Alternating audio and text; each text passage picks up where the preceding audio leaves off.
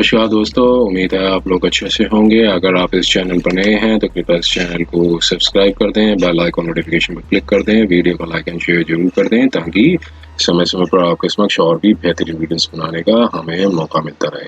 दोस्तों, पार्ट 1 में हमने 2 जजमेंट्स हैं जो वो डिस्कस की थी, जो कि 3/5/2023 यानी कि आज के दिन माननीय सुप्रीम कोर्ट ने जो दी थी डिसीजंस। इस पार्ट 2 में हम आगे की रिमेनिंग जजमेंट्स पर थोड़ा सा गौर करते हैं। तो एक और जजमेंट आई है वो कि एक मर्सी पिटीशन से रिलेटेड है, जो कि क्रिमिनल ओरिजिनल जुरिस्डिक्शन की जो रिट पिटीशन है ये डाली गई थी।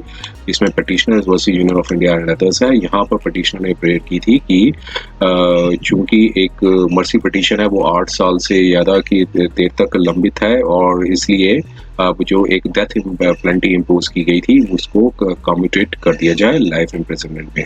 तो माननीय सुप्रीम कोर्ट ने यहाँ पर पाया कि अभी जो कॉम्पिटेंट अथॉरिटी है उनके काम में जो अथॉरिटी है उनके अभी डिसीजन में इंटरफेयर करना ठीक नहीं रहेगा, क्योंकि उनके कॉम्पिटेंट अथॉरिटी ने अभी कहा है कि जो इस मर्सी पिटीशन को डेफर कर दिया जाए तो ताकि देश की जो सिक्योरिटी है वो अफेक्टेड होगी। इसलिए इससे ऐसे में कंडीशंस में बीच में इंटरफेयर करना ठीक नहीं रहेगा, लेकिन फर्दर डायरेक्शंस जो है वो माननीय कोर्ट ने डिस्पोज की विद डायरेक्शंस के साथ। तो आइए हम इसके थोड़े से कंटेंट्स को समझने की कोशिश करते हैं, हुआ क्या था और क्या केस क्या था।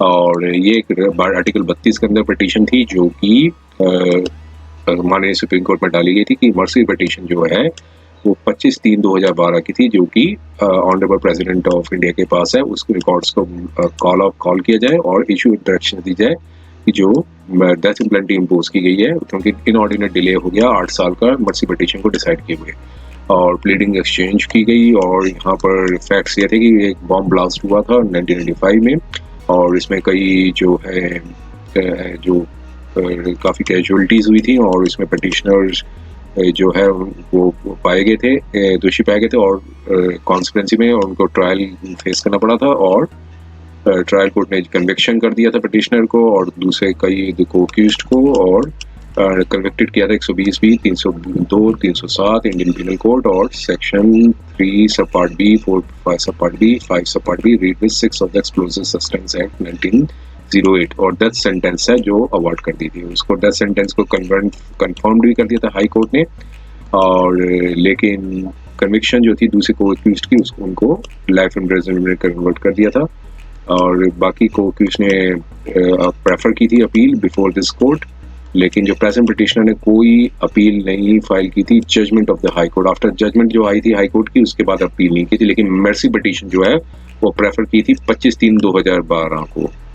और लेकिन यूनियन ऑफ इंडिया जो है रिस्पोंडेंट है वो ये कह रहे हैं कि पिटिशनर ने कोई मर्सी पिटिशन नहीं फाइल की थी, क्योंकि जो मर्सी पिटिशन जो है वो एक प्रबंधक शिरोमणि गुरुद्वारा प्रबंधक कमेटी SGPC उन्होंने प्रेफर की थी on the behalf of petitioner. Contention ये थी कि 10 साल से ज़्यादा हो चुका है, कोई डिसीजन नहीं लिया गया, इसलिए लाइफ डेथ सेंटेंस को लाइफ इम्प्रिजनमेंट में कर दिया जाए।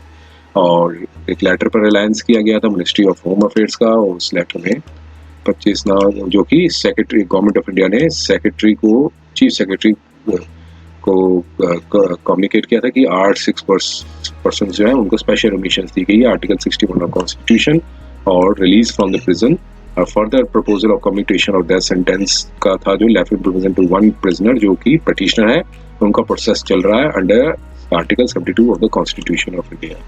इसलिए सारे departments were required to take appropriate action in this regard. तो 9 जो थे प्रिजनर्स थे उसमें से 8 को रिमिशंस दे दी गई थी अंडर आर्टिकल 61, और अभी जो ये प्रेजेंट पिटिशनर है उनका केस कंसिडर किया जा रहा था कि डेथ सेंटेंस से life imprisonment under article 72 of the constitution. तो ये लेटर्स के ऊपर में बताया गया था कि क्यों छोड़ा गया था कि एक इसके जो ग्राउंड्स हैं वो बताए गए हैं इस लेटर में, और 3 जजमेंट्स थी उस पर ये अक्यूज्ड के नाम है, और जो ये जो पिटिशनर है वही जो प्रेजेंट पिटिशनर है जो कि उनका जो प्रोसेस चल रहा है under article 72 of the constitution. और उसके बाद सबमिशंस दिया, 3 जजमेंट्स थी उस पर रिलाई किया पिटिशनर की साइड से Shatrughan Chauhan versus Union of India, V Sriharan alias Murugan versus Union of India, Navneet Kaur versus State Government of City of Delhi and other. इसको अपोज किया गया अपोजिट साइड से, और यहाँ पर फाइनली माननीय कोर्ट ने अपना जो वर्जन है वो क्या दिया, उसको हम देखते हैं। अपोज करने के बाद अब कोर्ट ने यहाँ बताया कि एक जो इस कोर्स की जो डायरेक्शन थी और रिकॉर्ड्स जो मंगाया गया, जो रिकॉर्ड्स था रिलेटिंग टू मिनिस्ट्री ऑफ ये होम अफेयर्स, उसमें डिसीजन लिया गया था कि डेफरिंग करनी है disposal of the mercy petition. एक कम्युनिकेटेड किया गया था एक एफिडेविट 29/9/2022। और जो सीनियर काउंसिल अपेयर हुए थे पिटिशनर, उन्होंने रिक्वेस्ट किया था कि मिनिस्ट्री ऑफ होम अफेयर्स की फाइल को प्रोज्यूल किया जाए, लेकिन वो एएसजी ने जो अपोजिट साइड थे उन्होंने ऑब्जेक्शन की थी। तो कोर्ट ने यहाँ पर ये पाया कि जो फाइल को सेंसिटिव इशू है वो असेस नहीं करना चाहिए पिटिशनर को, और सर्कमस्टांसेस ये थे कि जो पेंडेंसी थी मर्सी पिटीशन की डिले 10 साल से ज़्यादा का है, उसको सस्टेन नहीं किया जा सकता।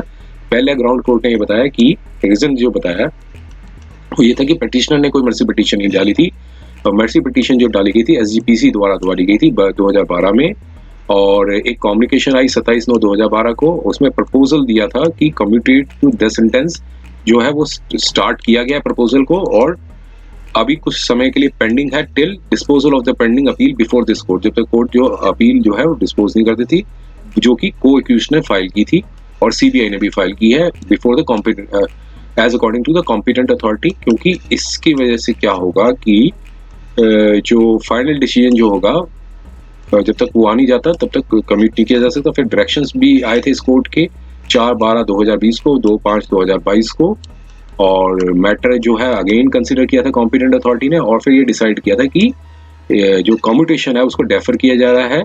और एक एफिडेविट भी फाइल किया था मिनिस्ट्री ऑफ होम अफेयर्स ने कि, और यहाँ ये कहना ठीक नहीं होगा कि कोई इनऑर्डिनेट डिले हुई है मर्सी पिटीशन की। और यहाँ फिर एक और ये चीज बताई थी कि डायरेक्शंस भी दिए थे 4/12/2020 को, 2/5/2012 को मर्सी पिटीशन और जो है पिटिशनर की। यहाँ पर मिनिस्ट्री ऑफ होम अफेयर्स ने बताया कि रिपोर्ट्स, कई वेरियस रिपोर्ट्स लिए डिफरेंट ब्रांचेस से, वहाँ से कंक्लूजन पे आया है कि जो इस केस को कंसिडर डेफर कर दिया जाए, क्योंकि इससे इम्पैक्ट होगा कॉम्प्रोमाइज से सिक्योरिटी ऑफ द नेशन और क्रिएटिंग लॉ एंड ऑर्डर से सिचुएशन पर इफेक्ट पड़ेगा। तो यहाँ पे कोर्ट ने कहा कि हमारे डोमेन में नहीं है कि हम कॉम्पिटेंट अथॉरिटी के डिसीजन पे डेल्व करें और डेफर कर दें एट द प्रेजेंट। तो ये एग्जीक्यूटिव के डोमेन में है कि ऐसे सेंसिटिव इश्यूज को कॉल करे। कोर्ट को यहाँ एप्रोप्रिएट नहीं लगता कि वो इसमें कोई डायरेक्शंस दे।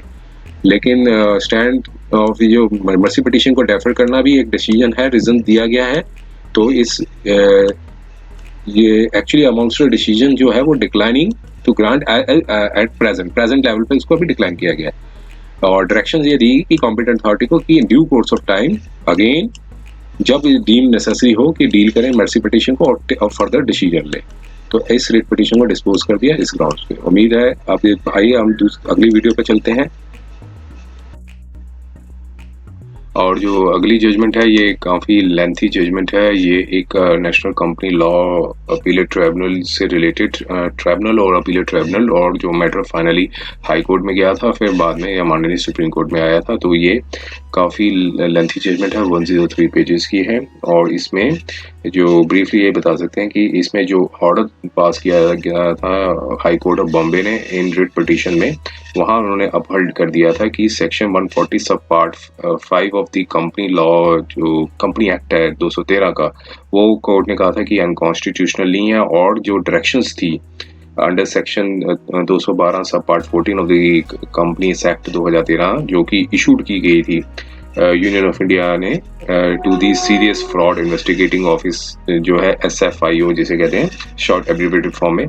तो उसको उस जो प्रोसिक्यूशन जो लॉन्च किया गया था जो कि ASJ की कोर्ट में ग्रेटर मुंबई में, उसको सेट असाइड कर दिया था।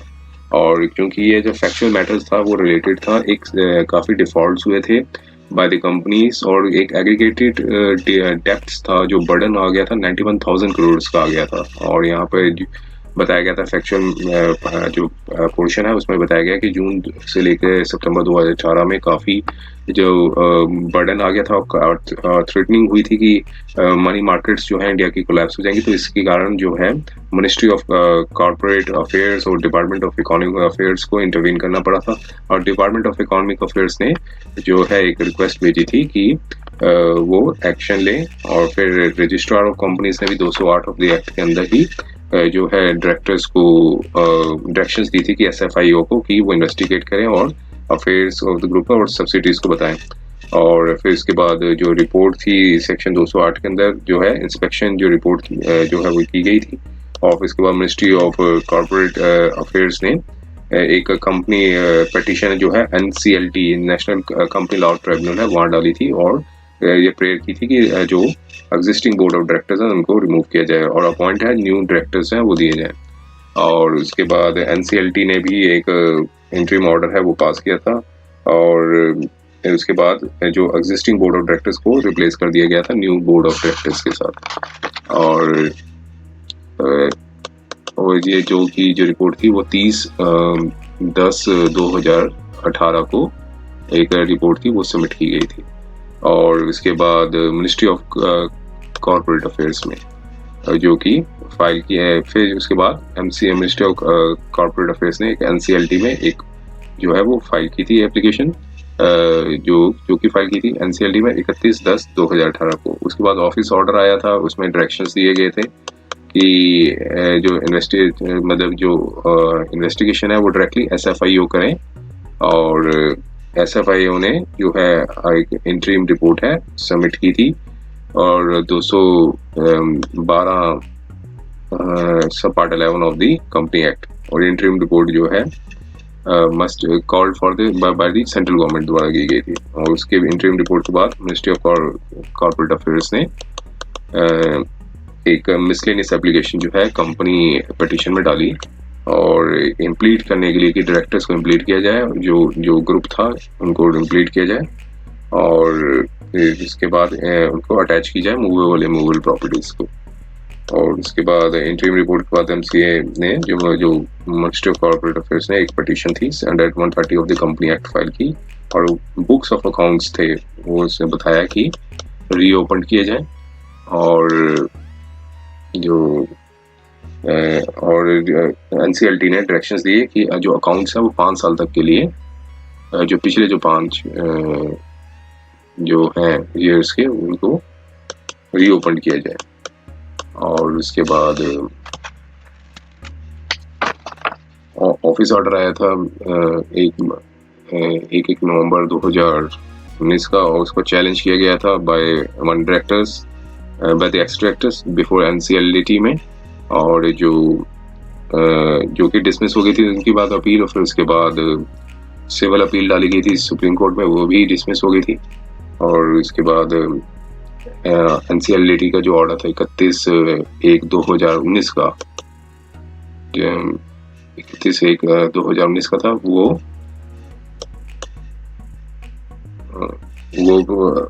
वो अपील किया गया था बिफोर द कोर्ट मतलब सुप्रीम कोर्ट में किया गया था। फिर उसके बाद 4/6/2011 को जो है सुप्रीम कोर्ट ने भी जो है डिसमिस कर दी थी। और उसके बाद एसएफआईओ ने एक क्रिमिनल कंप्लेंट है वो एक जो है सेशन कोर्ट में लॉन्च की गई थी अगेंस्ट दी जो ऑडिटर एक्स ऑडिटर्स थे उसके जो ग्रुप थे। उसके बाद एमसीए ने भी मिनिस्ट्री ऑफ कॉर्पोरेट अफेयर्स ने भी एक पिटीशन थी 1 सेक्शन 140 सब पार्ट 5 के अंदर और ऑडिटर्स के अगेंस्ट जो थे उन सब और एंगेजमेंट पार्टनर्स के अगेंस्ट डाली थी। और पेपर ये किया था कि जो एक ग्रुप ऑडिटर है उनको रिमूव किया जाए एज एन ऑडिटर लेकिन और डिक्लेयर किया जाए कि वो एक स्टैच्यूटरी ऑर्डर से रिमूव किया गया और परमिट किया जाए to appoint a new auditor. Minister of corporate को अफेयर्स को परमिशन दिया कि न्यू ऑडिटर अपॉइंट किया जाए। और बीएस जो ऑडिटर थे उन्होंने ऑलरेडी एक रेजिग्नेशन था 19/6/2019 को दे दिया था। और कंप्लीट जो भी रेगुलेटरी फाइलिंग्स थी वो कंप्लीट कर ली थी जो रेजिग्नेशन के बाद। और उसके बाद एक रिप्लाई फाइल किया अंडर सेक्शन 140 सब पार्ट 5 बिफोर द एनसीएलटी कि वो एक ऑडिटर नहीं है उस कंपनी के और उन्होंने अपनी रेजिग्नेशन दे दी। और सेक्शन 140 सब पार्ट 5 जो है एप्लीकेबल नहीं होता है, और कोई सेक्शन ऑफ 140 सब पार्ट 5 जो है वो कोई भी तरह का डेमोन्स्ट्रेशन नहीं करता कि किसी प्रकार का फ्रॉड किया है। और उसके बाद एप्लीकेशन जो है मेंटेनेबिलिटी की भी डाली थी उसी ऑडिटर ने, दूसरे ऑडिटर ने, जो सेक्शन 140 सब पार्ट 5 बिफोर एनसीएलटी की, वो है जो ऑडिटर है वो ऑडिटर नहीं है उस कंपनी के, उस जो ग्रुप के। और दूसरे एंगेजमेंट पार्टनर से भी एप्लीकेशन जो है challenge maintainability of the application NCLT में फाइल की, कि जो ऑडिटर का बताया गया वो ऑडिटर नहीं है उस ग्रुप के। उसके बाद जो है एनसीएलटी ने जो मेंटेनेबिलिटी के ऊपर जो ऑर्डर था वो मेंटेन किया, और उसके बाद वो जो ऑडिटर थे, एक ऑडिटर ने रेट पिटीशन डाली और कहा कि ये सेक्शन 140 सब पार्ट 5 जो है अल्ट्रा वायरस है, और डायरेक्शन जो इशू किए गए हैं अपहोल्डिंग और जो डायरेक्शंस है वो भी मेंटेनेबल नहीं है। लेकिन जो हाई कोर्ट ने जो है वैलिडिटी 140 सब पार्ट 5 कंपनी एक्ट को अपहोल्ड कर दिया, और लेकिन इंटरप्रिटेशन दिया इस एक्ट का, और लेकिन जो ऑर्डर जो दिया गया था एनसीएलटी का मेंटेनेबिलिटी और ये एंड उसको सेटिसाइड कर दिया, और जो प्रोसीडिंग्स थी उसे भी क्वैश कर दी। और जो मिनिस्ट्री ऑफ कॉर्पोरेट अफेयर्स और एसएफआई ने जो क्रिमिनल प्रोसीडिंग स्टार्ट की थी एसजी की कोर्ट में उसको भी क्वैश कर दिया।